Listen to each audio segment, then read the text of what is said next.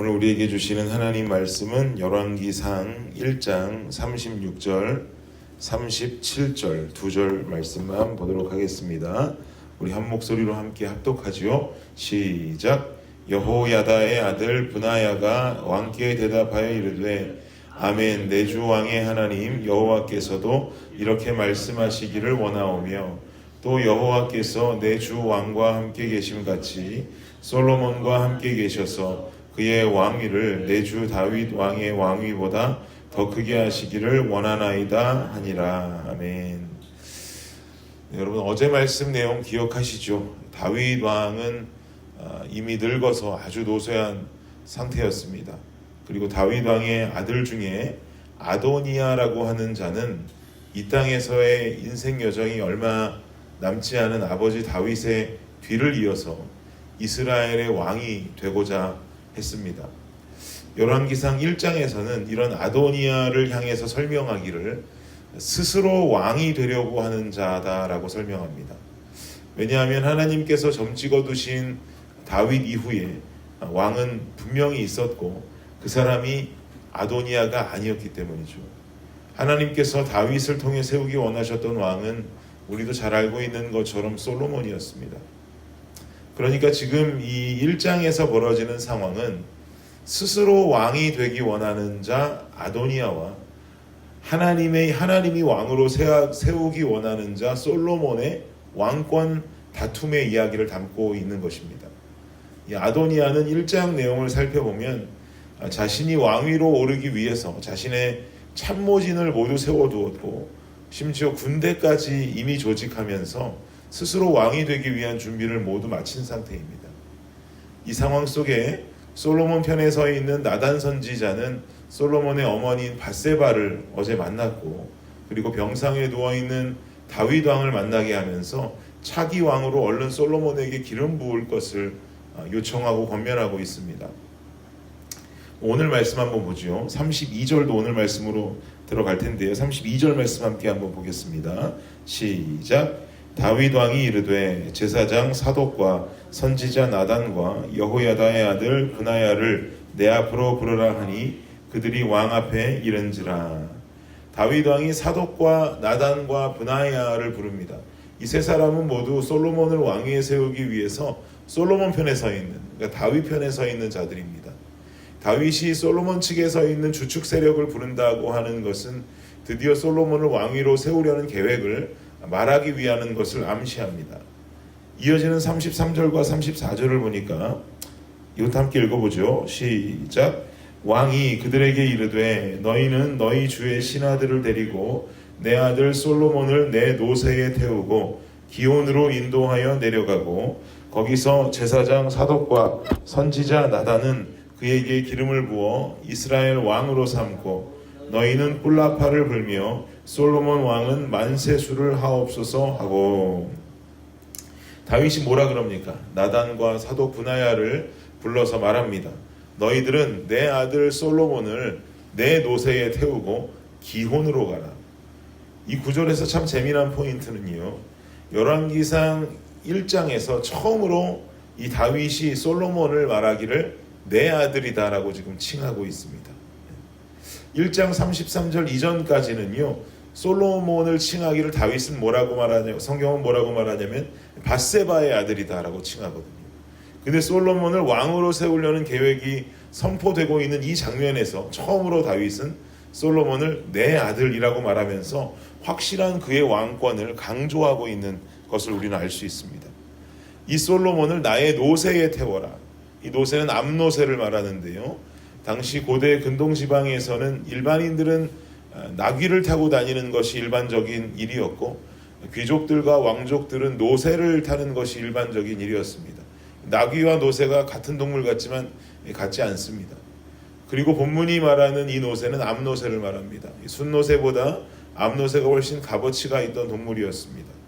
게다가 이 암노새의 소유는 누구의 소유인가? 다윗의 소유인 암노새.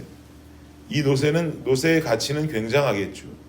솔로몬이 이 노새를 타고 기온샘으로 내려가고 거기서 기름을 부어서 이스라엘의 차기 왕으로 세우라는 겁니다. 그러면 왜 이 기온샘으로 가라고 하는 어떤 장소에도 특별한 의미가 있는 것 아닐까요? 이 기온샘이라고 하는 곳은 예루살렘 동편에 있는 샘물인데, 당시 샘물은 사람들의 생존과 생활에 있어서 중요한 요소가 되는 장소였습니다. 예루살렘 성 안에는 우물이 없었기 때문에 히스기야 왕 때 이 기온샘에서 물을 성 안으로 끌어다가 실로암 연못을 만들기도 합니다. 그러니까 이 기온샘이라는 곳은 예루살렘에 있어서 생명의 심장부와도 같았던 곳입니다. 이런 솔로몬을 기온으로 데리고 와서 기름을 부었다는 말은 백성들의 생명줄을 보호하겠다라고 하는 의미를 가지고 있는 것이죠. 그런 왕이 되어야 한다라는 의미로 이 기온샘으로 데려와서 솔로몬에게 기름을 부어줍니다. 35절을 보니까 그를 따라 올라오라. 그가 와서 내 왕위에 앉아 나를 대신하여 왕이 되리라. 내가 그를 세워 이스라엘과 유다의 통치자로 지명하였느니라. 그렇게 기름 부은 솔로몬을 이스라엘의 새로운 왕이자 통치자로 선포하라는 명령입니다. 이 35절도 조금 재미난 것이, 상반절에는 솔로몬을 왕이다 라고 칭하는데 하반절을 보면 통치자다 라고 말합니다. 이 두 단어는 똑같은 단어가 아니라 히브리어로 다른 말이 사용됩니다. 왕이라는 말의 히브리어는 멜레크라고 하는 단어가 사용되고, 통치자라고 하는 단어의 히브리어는 나가드라고 하는 단어가 사용이 되는데, 성경 속에서 한 왕을 멜레크와 나가드라는 단어를 동시에 사용하는 경우는 일반적이지 않았습니다. 아주 특별한 왕들에게만 이 두 단어를 동시에 사용하는 모습을 보여주는데요. 그 주인공들이 누구냐면 사울, 다윗, 여로보암, 히스기야 같은 왕들, 좀 뭔가 특별한 왕들에게 이 두 단어를 동시에 사용하면서 좀 더 그들을 높이는 성경의 의미를 볼 수 있습니다. 그러니까 모두 특별한 스토리가 있는 왕들의 이름이죠. 이 가운데 솔로몬도 멜레크와 나가드가 모두 사용된 특별한 왕임을 35절은 우리에게 강조하는 겁니다. 이처럼 특별한 왕 다윗의 뒤를 이어서 특별할 왕 솔로몬이 세워지고 있는 본문의 장면이죠. 오늘 본문 이후에는 이런 명령이 그대로 이행되어서 솔로몬이 왕위에 오르는 장면이 실제로 그려지게 됩니다. 이렇게 솔로몬 왕권 선포 이후에 이어지는 36절, 37절 말씀을 보면 함께 한번 읽어볼까요? 시작. 여호야다의 아들 브나야가 왕께 대답하여 이르되 아멘, 내 주 왕의 하나님 여호와께서도 이렇게 말씀하시기를 원하오며, 또 여호와께서 내 주 왕과 함께 계심같이 솔로몬과 함께 계셔서 그의 왕위를 내 주 다윗 왕의 왕위보다 더 크게 하시기를 원하나이다 하니라. 아멘. 저는 오늘 이 말씀을 우리가 좀 더 심도 있게 대하기 원하는데요. 솔로몬을 새로운 왕으로 세울 계책을 다윗이 선포했습니다. 그러자 바로 브나야가 대답합니다. 아멘. 내 주 왕의 하나님 여호와께서도 이렇게 말씀하시기를 원하오며, 또 여호와께서 내 주 왕과 함께 계심같이 솔로몬과 함께 계셔서 그의 왕위를 내 주 다윗 왕의 왕위보다 더 크게 만들어내시기를 원하나이다. 솔로몬은 새로이 왕위에 올라가는 인물입니다. 다윗이 지는 해라고 말한다면 솔로몬은 그야말로 뜨는 해라고 볼 수 있죠. 이 뜨는 해로 솟아오를 솔로몬을 향해서 브나야의 축복은 하나님의 함께하심이 그와 함께하기를 원한다, 그를 축복하기를 원한다라고 하면서 기원하고 있습니다. 그런데 저는 이 고백을 나단이나 사독이 했다면 이해가 되는데 브나야가 했다라고 하는 것에 좀 더 의미를 두고 싶습니다. 왜냐하면 사독은 제사장이고 나단은 선지자죠. 모두 하나님의 일을 하는 사람들입니다. 이런 하나님의 종들이 브나야가 한 고백을 했다면 큰 의미를 부여할 필요는 없습니다. 근데 브나야는 어떤 자였냐면 군대 장관이었어요. 솔로몬의 안위를 지키고 이스라엘의 전력을 책임질 힘이 있는 자였습니다. 그야말로 자기 자신의 힘이 굉장히 센 사람이라는 거죠. 이런 군대 장관이 입을 열어서 말하기를 하나님의 함께 하심의 축복이 솔로몬에게 있기를 원합니다. 이 고백으로 미루어 짐작할 수 있는 브나야의 당시 성품은 이스라엘의 권력은 하나님으로부터 온다라고 하는 생각을 가진 자다라고 말할 수 있죠. 내가 당신을 지키겠습니다.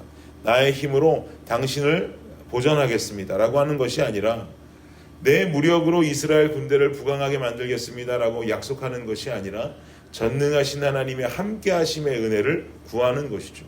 그게 더 우선된단 말입니다. 사랑하는 여러분, 하나님께서 세우시는 자는 하나님께서 지키십니다. 하물며 우리는 예수 그리스도의 보혈로 구속함을 받은 자들입니다. 우리 각자의 가치는 다른 것이 아니라 예수의 보혈입니다. 피값 주고 구원받은 자들입니다. 이런 우리를 하나님께서 우리 인생 중에 가만히 버려두실 리가 있을까요? 절대로 가만히 내버려 두시지 않습니다. 그러면 우리는 주님께서 가만히 내버려 두시지 않을 것이니 가만히 주님의 일하심만 기다리면 됩니까? 아니죠. 기도하며 깨어있는 자녀의 삶을 살아가야 합니다. 이 삶의 모습이 진정 하나님의 자녀된 자의 모습이기 때문입니다. 우리 모두는 하나님 자녀입니다.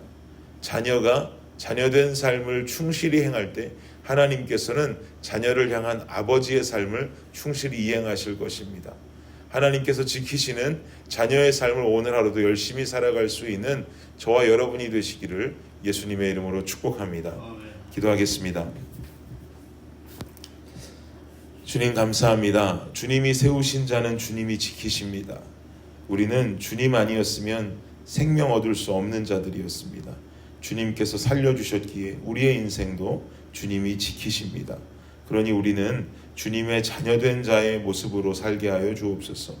기도하고 예배하며 아버지 하나님을 거룩히 높여드리는 이 삶을, 자녀된 삶을 우리는 충실히 이행해야 될 줄 믿습니다.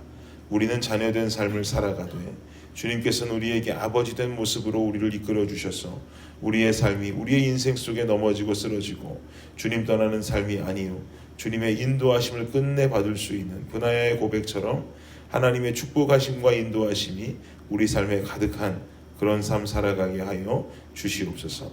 감사합니다. 예수님의 이름으로 기도드립니다. 아멘.